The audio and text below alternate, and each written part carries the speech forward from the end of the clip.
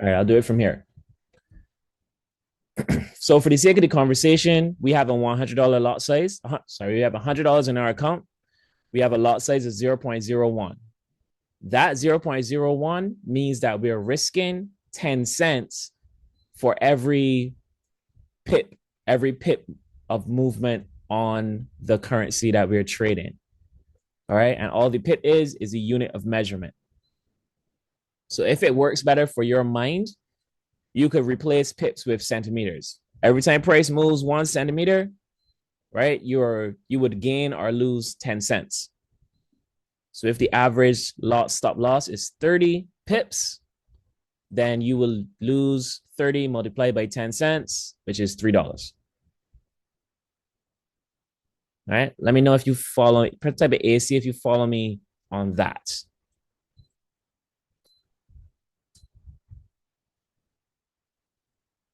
For my people who are super, super brand new, let me know if that feels like it makes sense. All right. Perfect. So this is why it's important to at least have some understanding. Well, it's important to understand what a lot size is. All right. And by having that little cheat sheet at the top of your mind, for every $100, I'm going to risk 0.01. You're not, if you go to place a trade and it shows up and you show it and you started to type and it happened to be this, right? It happened to be this. Hopefully you're moving slow enough that you don't make this mistake. I've made this mistake before. You don't want to have this happen to you. If your lot size happen to be 0.1 instead of a 0.01, this means that now you're risking $1 for every pip. And if you had a $100 account and the stop loss was 30, instead of $3, you will be losing $30. Right? Which means that your account, you just lost 30% of your account. And that is not a good feeling. All right. So that would be lot sizes. All right. So we are pretty good here.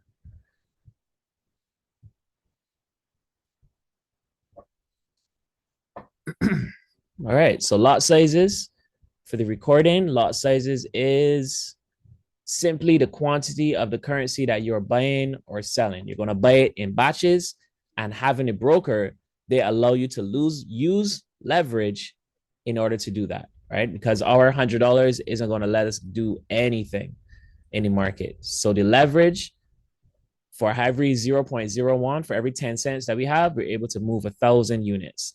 For every dollar that we have, we can move 10,000 units. For every $10 that we have, we can move 100,000 units.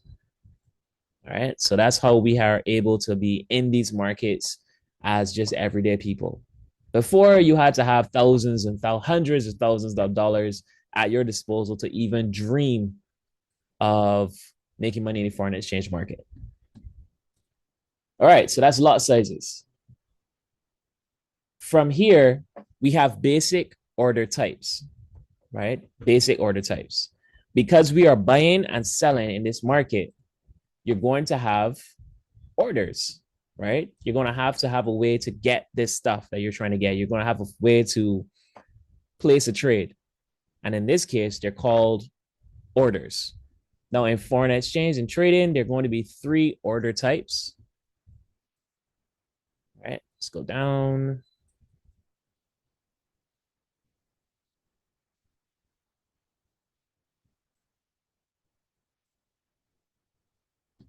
All right, 3 order types. We're going to have a market order. All right, don't need to type in caps. We're going to have a limit order. Oops. And we're going to have a stop order. All right, these are 3 order types. All right, let me actually put that heading. 3 order types.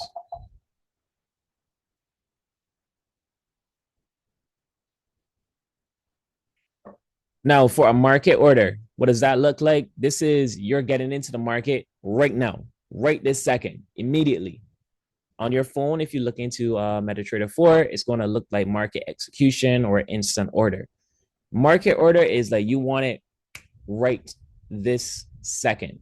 So here's the analogy, right? I like sneakers, so I'm gonna give you a shoe analogy.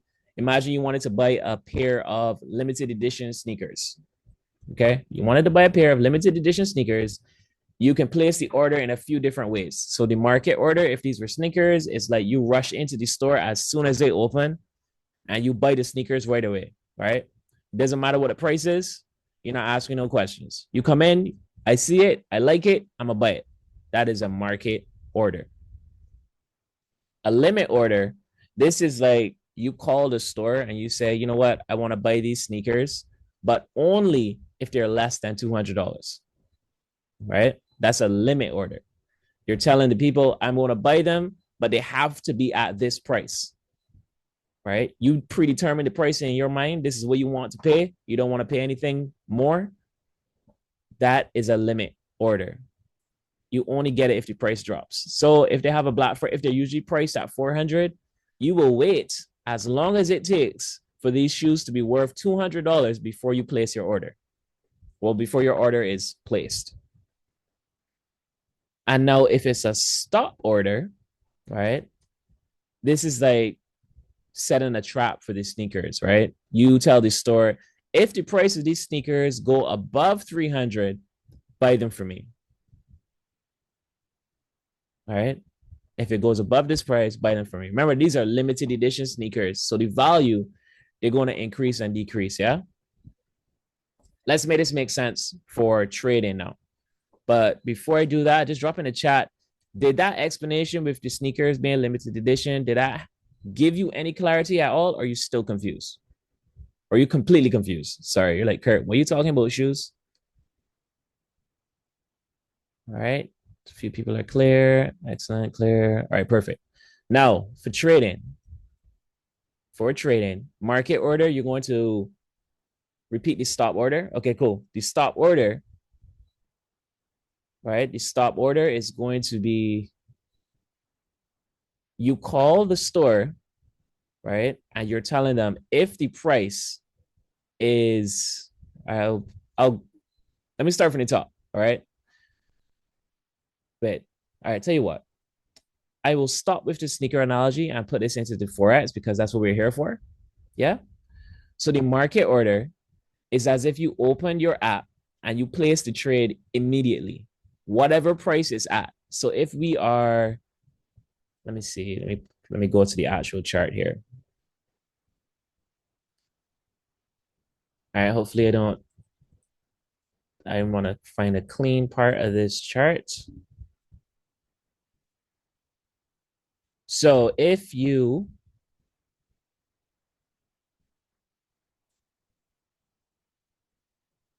a market order would be this. You open your phone, you realize the price, the current price of the currency is this over here.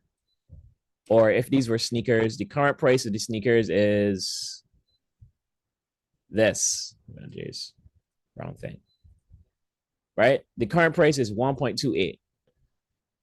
If you saw that and you like the price, you buy it immediately.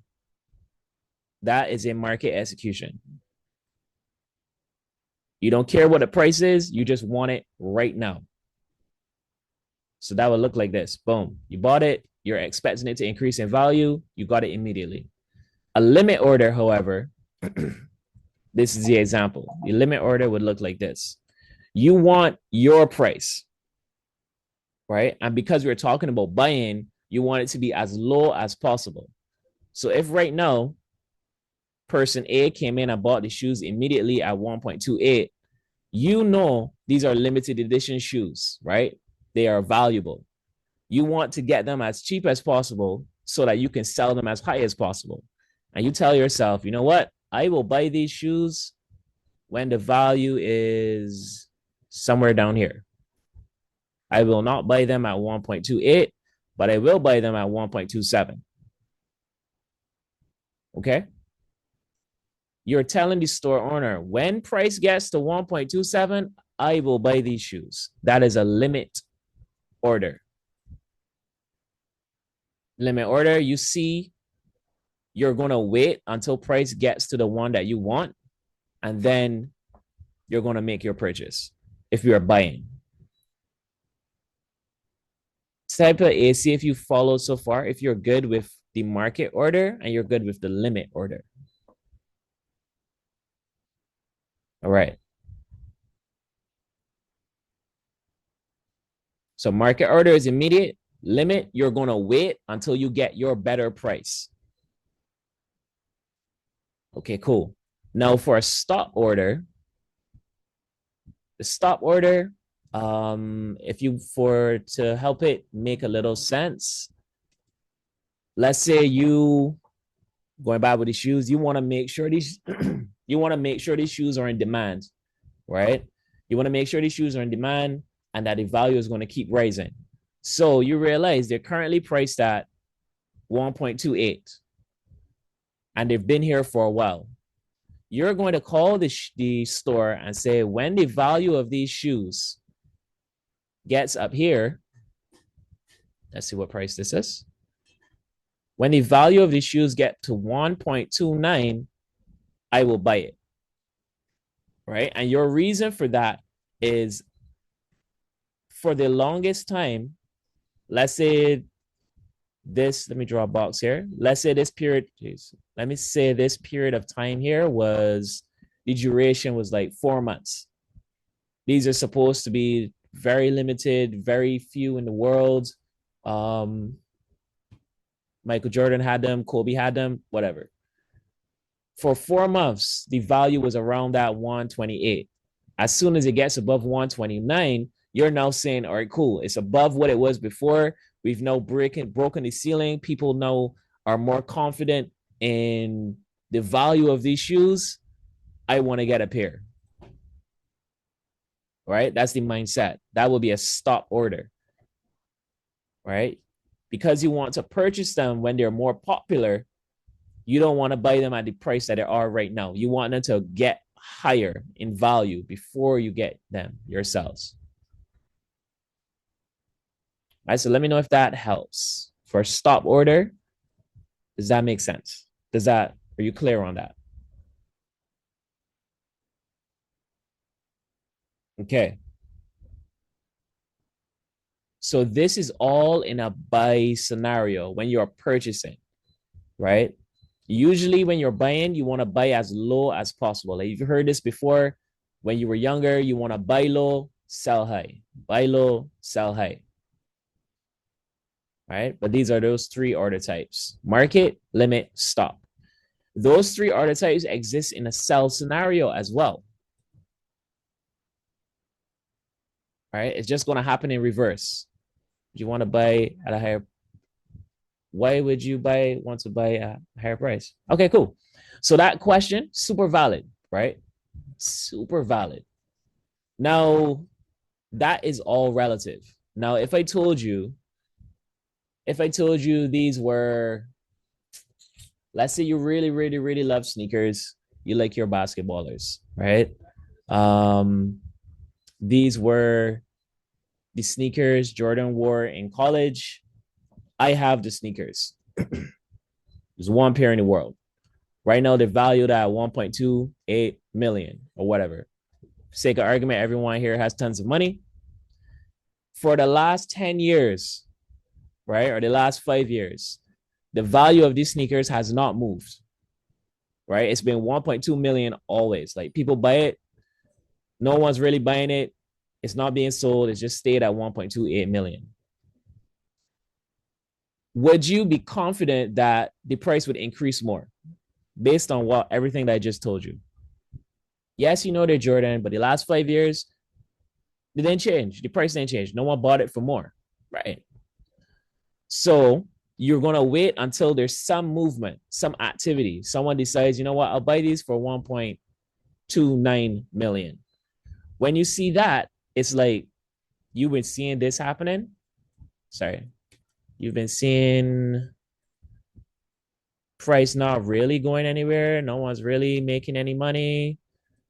As soon as that 1.29 happens, you're now here, right? All of a sudden, the value went up. So now you might pay attention because it's like, okay, the value went up. This means that people are buying it again. People have some confidence in this thing. All right. That's all that happens with currency. It only fluctuates with the confidence that we have. And we're going to get into that in a bit when we get into, yeah, it's like a boost in sales. We as humans, if no one is buying something, we probably don't want it either. Right? When things are popular, people want them. When things are not popular, you probably don't want it anymore. But in investing, investors buy when everyone else is selling, and they sell when everyone else is buying. All right. But that's a different conversation. Now, let's talk about these order types in a sell scenario. So the same conversation, right? So let's say I'm the person with the shoe. I am the person with the shoe. I'm the person with the shoe. Maybe I bought the shoes down here, and then this up here is 1.29 million, right? For the sake of the conversation, Ronte, you bought the shoes for me at 1.29 million. I made 2 million on my not 2 million. I made some money. So we sell it here. The market order, right? Ronte would do it in person as soon as it went up. As soon as she saw that people are buying it, she bought it immediately from me. So that sale happened immediately, right? You didn't care what the price was. I sold it immediately. The limit order now for the sale on the sell side is you're going to call someone. You're going to be calling the same store, and you're going to say when. Yeah. When the value of this shoe, right? So this is Ronte now talking to her broker. I bought it at 1.29. When the value reaches 1.32, I want you to sell this shoe. You want you to put this for sale.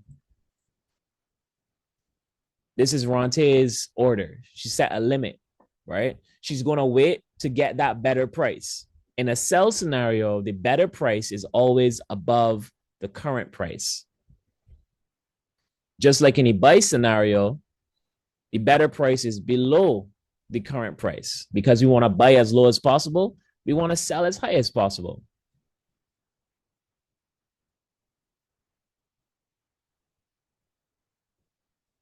All right. Actually, let me show this. Let me show this in a better real-time situation.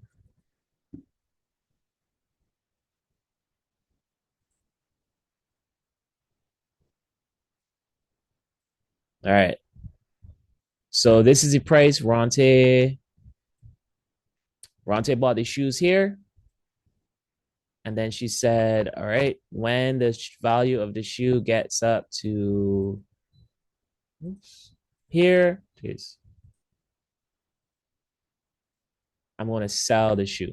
Let's hope that I have that lined up.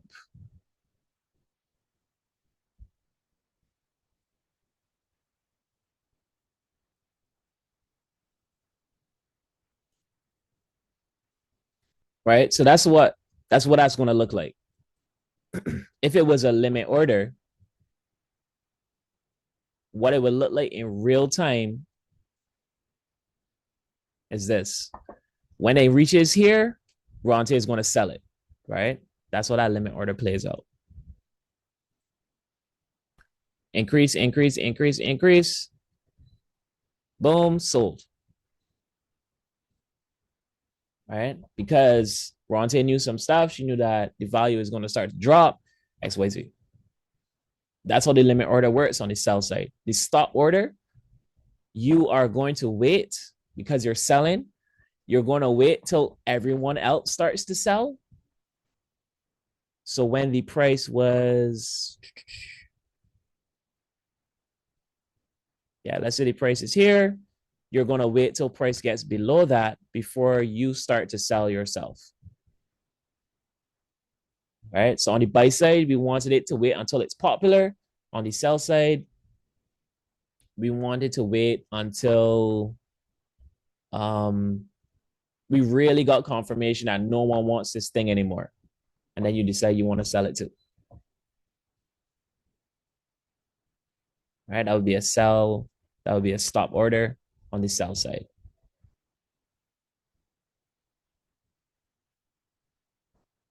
All right. So those were our three order types where we get back to real time.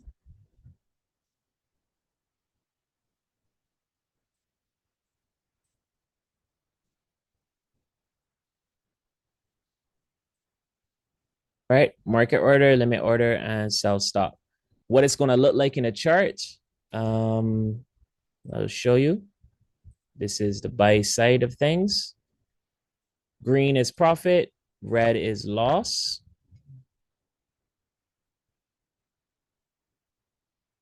And this is the sell side of things.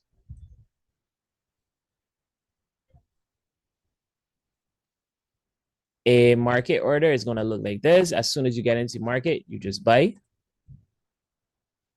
The limit order is you're going to start. Your current price is, you're going to try to find a price that's lower than current price. So if the value is here, you're going to wait till you get your current price and then you're going to enter the market, right? That's what the limit order will look like if you're trading. Right? Current price is going to be here. You want to get it at a better price, and then you're going to take it up further. And then the stop order,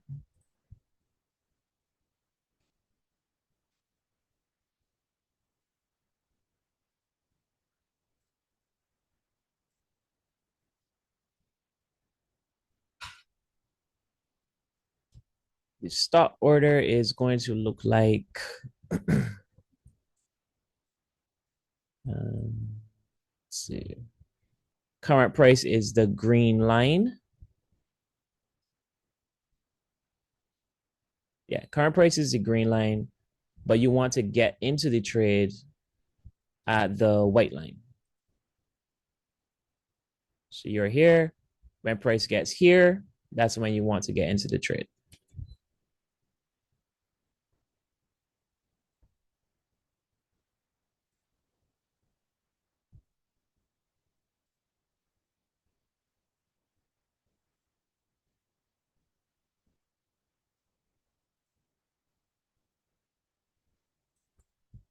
All right, let me just make sure these are all the same. And I'll add some notes in case you guys wanted to make screenshots. So current price. Um, entry, entry, entry, current price. All right, so this is what these order types look like on in terms of a chart. Let me add the descriptions. So this is a buy limit.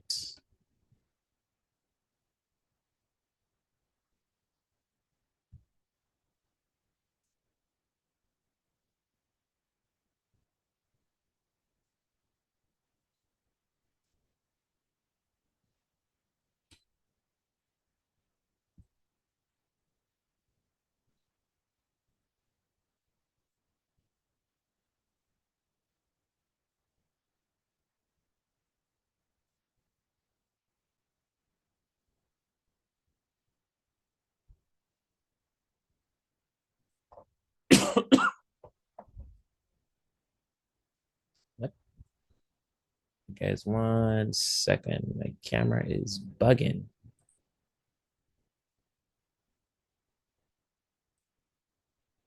It's just weird. All right.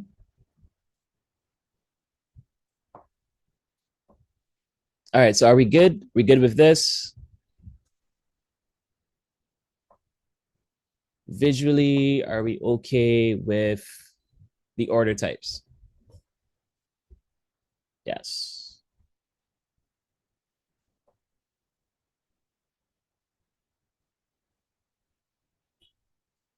All right. Is it Katia? Let me know if I pronounced that incorrectly. Um, just want to be, so when you say yes visually, are you having some problems with the other ways I was explaining it, or just literally visually you're good? Just don't want to leave anybody behind. Oh, okay. Already, no worries. It's also in the academy. You can check that out there just to be sure, but it is also being recorded. All right, so on the sell side, let me just give you those examples. The market execution, white line is just like this example. The white line is going to be our entry, and that means that we sell immediately. That's the market order on the sell side.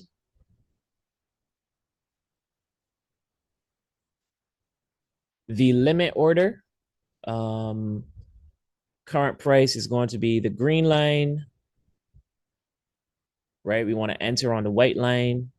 Current price is the green line. So we want the better price, and the better price in a sell is always higher, right? We want to get that higher value. So we're going to start at green, go to the white, and come down. This would be a limit order on a sell.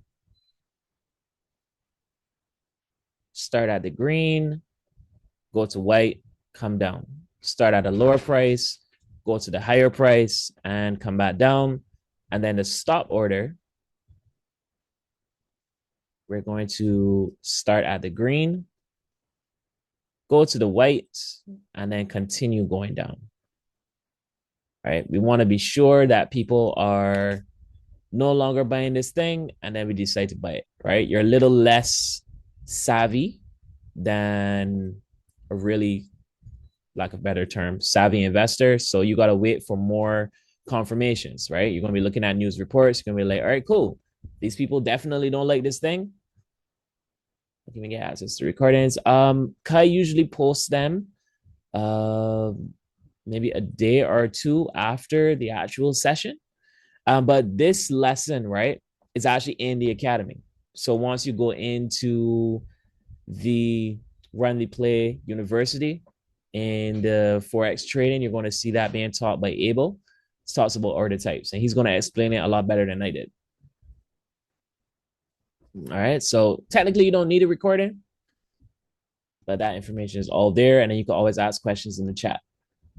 Now, I don't want to hold you guys up too much, but the next thing that I just wanted to go over, I'll try to go through this in about 15 minutes or so. This is going to be the types of analysis, right? The types of analysis is, this is just how traders look at information in a market, right? How they're able to make decisions on whether they're going to buy or sell. And there are three things that go into those decisions. All right, there's going to be, all right, let me type this on the screen, find a clean spot.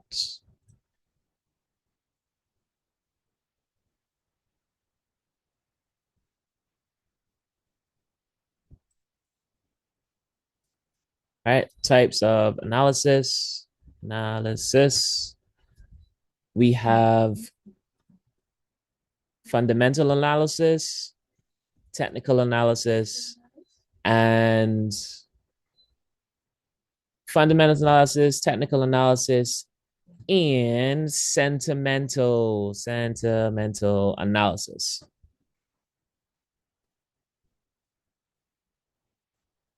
The next live, we do this every Monday. There's going to be so next Monday, right? But the academy, right? That's always there. You can log in there whenever you want. But if you definitely learn more in a teaching standpoint, it's going to be on Monday. But then the chat, our group chats, our main chat, those are always there. So you can ask questions there based on what you go through in the academy. All right. So fundamental analysis. So this can get really weird, especially if you're not accustomed to it. But fundamental analysis, I want you to imagine that countries, right? Countries are companies.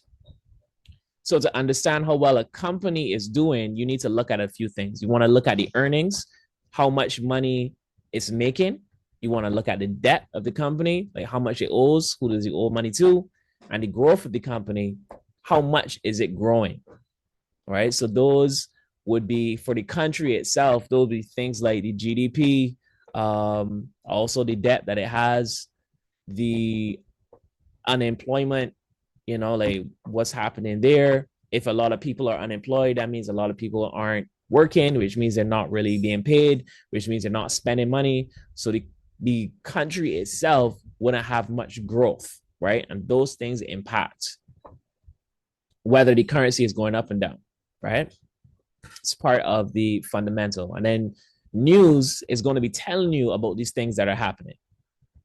So for countries, similarly, we look at the economic growth, right? How much is the country's economy growing? Interest rates, right? How much does it cost to borrow money? If we have high interest rates, persons probably want to be taking out loans. If they're not taking out loans, then the banks aren't really making a lot of money. And if that's happening, then the economy can also start to fall. All of that's happening, right? We have inflation, which is how fast are prices rising. And then government policies, right? Those are all things that would affect countries. And those are all part of the fundamental analysis that we can take. So if we are trading things like gold, then we're interested in countries that have those type of commodities in place, right? So like, is it Canada? Canada is, I think it's like heavy in oil. I don't remember right now, right? But things that are happening in the countries are going to impact what's happening in the markets as well. Technical analysis, this is like straight from the academy, right? Abel said this. Technical analysis is the art of predicting future price movements based on past market data. All right. So you're looking at, you can predict what's going to happen in the future based on what happened in the past. Let's make that make sense from an average scenario, right? Let's keep it simple. So imagine that you're watching football. You're watching football, the game is playing, and you could predict what the next play is going to be based on the team's formation, right? Based on how the team is set up, you got an idea like, all right, this person is probably going to kick this out to the person on the wing because that's how they were set up in the first place. So technical analysis, you're going to learn things like what the chart looks like, right? What patterns are we seeing? We're going to look at line trends. We're going to look at support and resistance levels. We're going to have indicators, right? There are things on a chart,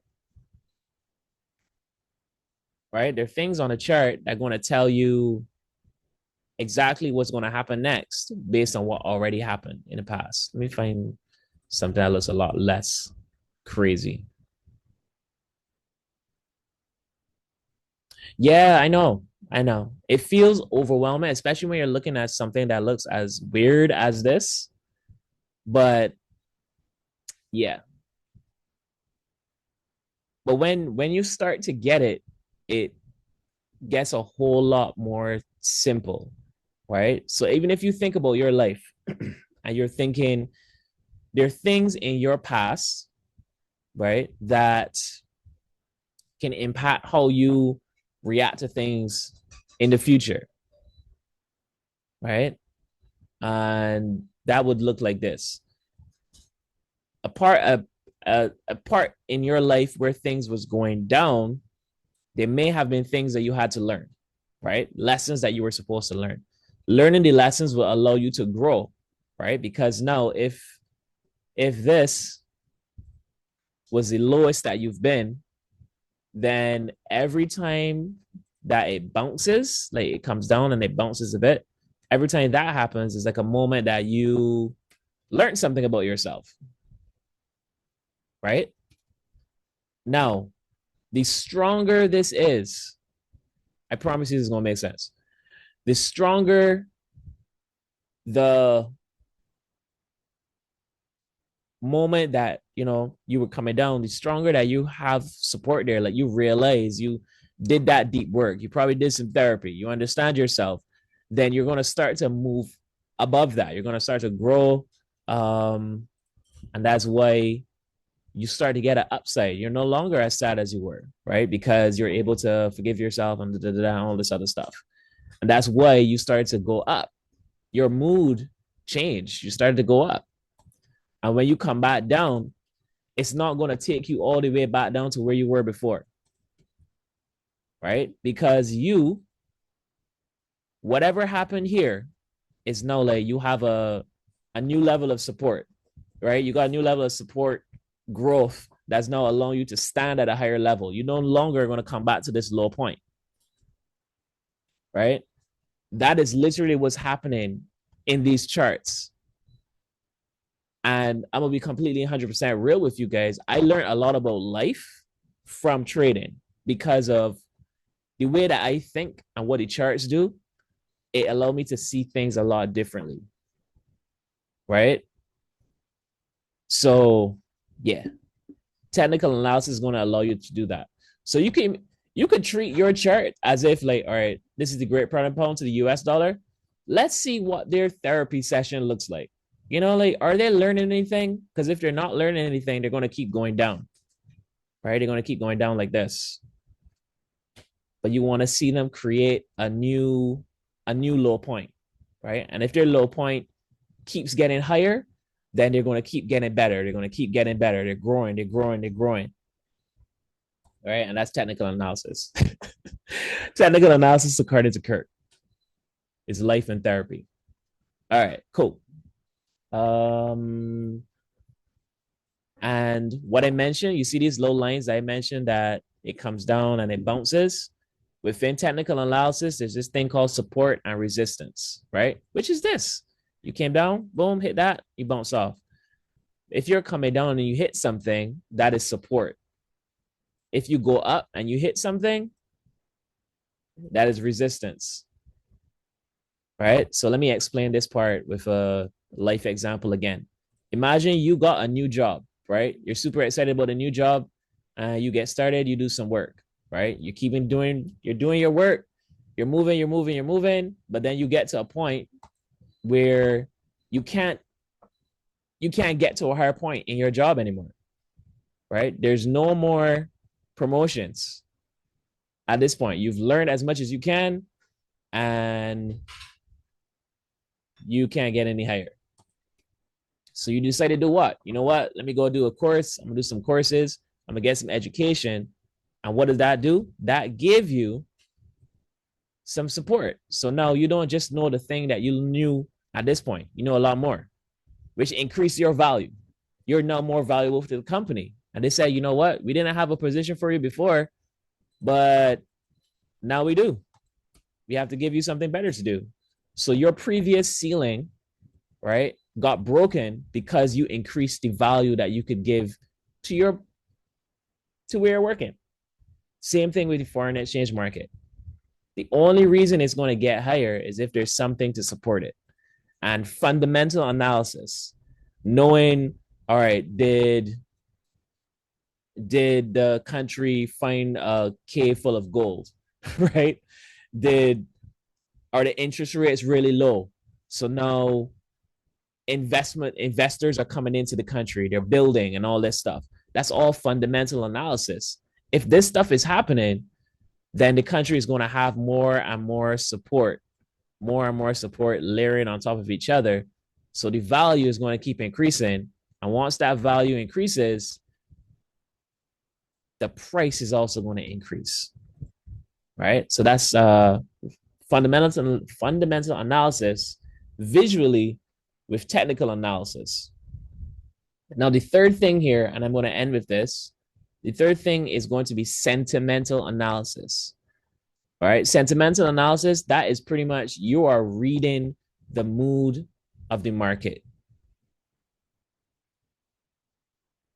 Thank you so much, Monique. Thank you so much. Let me stop sharing for this one. All right. So, sentimental analysis, that is the mood of the market. How is the market feeling? How do people feel about this country? Right. We use the example of sneakers, we use the example of stores. How do people feel about those things? Where's my, oh, here are my notes. All right. That's going to be the sentiment. That's going to be the sentiment.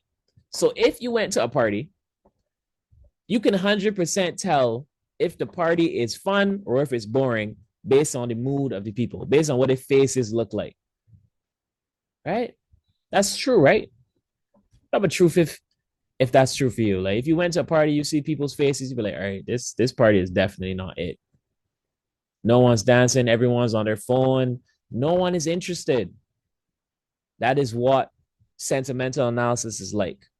Right? If they're laughing, they're talking, they're excited, you know they're in it. If it's a party, if they're dancing, they're wilding out, no one's really on their phone. Wasn't if I didn't go to the phone in China. Well, that can get interesting, right? All right. I'm gonna circle back to that.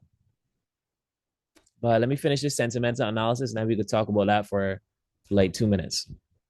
So the sentiment analysis is you're reading the mood of the forex market, right? So we look at news articles, we're looking at social media, we're looking at different traders' opinions. There's a report that's called the Commitment of Traders, right? And this is going to show you when you look at a report, okay, what are traders actually doing? Are they like, if you look at stocks, are more traders buying Nvidia chips because of AI and all this stuff, or are people selling Apple stock? You know, are people buying gold, or are people taking money from their US and investing now in gold and crypto? Right? If that's happening, then there's a shift. It's not necessarily a bad thing for the US dollar, but the sentiment is now saying we used to have so much confidence in the US dollar, but now we want to move it into this emerging industry. We want to move the money from the US and put it over into gold. Gold is a safe haven, right? Gold itself has value. Money, however, is an agreement that we have because paper is like nothing. Like, what's the difference between $100 bill and a $50 bill besides the fact that we decided this $100 bill is a $100 bill, right? It's the same thing. All right. So that's what the sentiment is. And we go and we find where the sentiment is, and you can figure out, you could pull those things together, the three types of analysis together to then decide, you know what, I will buy gold, right? Or I will sell gold based on these three things, right? But the Academy able goes through that as well. And the more you repeat it, you go over it, you're going to get a better understanding. Now, for this conversation on gold, we're going to do this for 2 minutes and then we are out of here. So gold is a finite resource, right? It's a finite resource, which means it holds value. It's valuable. We can use it for lots of different things. So let's say there were 500 bars of gold in the world. Let's say with the gold that China found, that's another 1,000, right? Here's my perspective on this thing. If there were 500 before and they found 1,000, if they put that 1,000 into the gold market, would the value of the gold, would gold be more valuable or less valuable? Let me know for you guys on the call.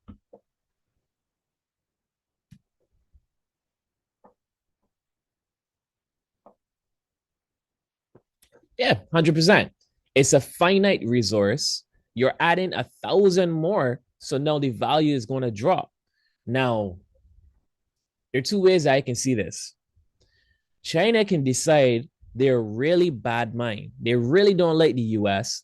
So, you know what? I'll do whatever it takes to tank the US dollar and drop all of the gold into the market. They could do that, right? I don't think it would be a smart play because it's still gold. Now, here's the thing: what happens if they keep the gold and they don't put the gold back in the market? It would be similar to if you were in your backyard digging and then you struck oil. You could keep the oil for yourself. Like, you don't have to give the economy your oil. You could have the oil and be like, hey, anybody want to buy some oil?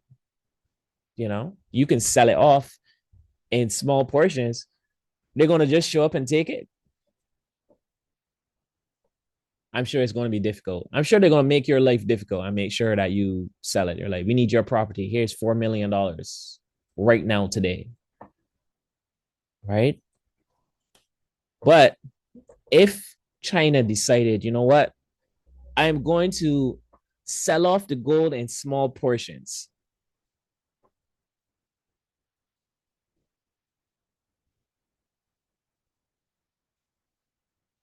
Kai usually posts it maybe like a day or two afterwards. So you could probably look out for that there. Yeah, Kai Lashley, Khai Lashley. He was only calling me a little earlier. If you were on at the beginning, all right. But they can also, yes, Khai. All right. So yeah, it's all speculation, but they can sell off bits and pieces of the gold while the value is high, so that it's not, you know what I mean? It's not like they're not changing the market too much. But then they can also do other things with the gold, whether that's in manufacturing, like wires and computer chips and all this other stuff. They can do that too. So it's going to be interesting. But those type of things are things that the major players also look at. It's like gold. These guys found a ton of gold. What can happen? Where could that go? And based on that speculation, they then make a decision. And that decision that these banks and these countries then, with the information, you can start to see the market move and fluctuate, right? Will it be enough to strengthen the Japanese yen? I don't know what the Chinese dollar is, but is it going to be enough to strengthen their currency to tip the scales? I don't know. Right, but that's yet to be seen. All right. We're pretty much done. We're done right now. We are done. So, all right. So I'll stop this recording.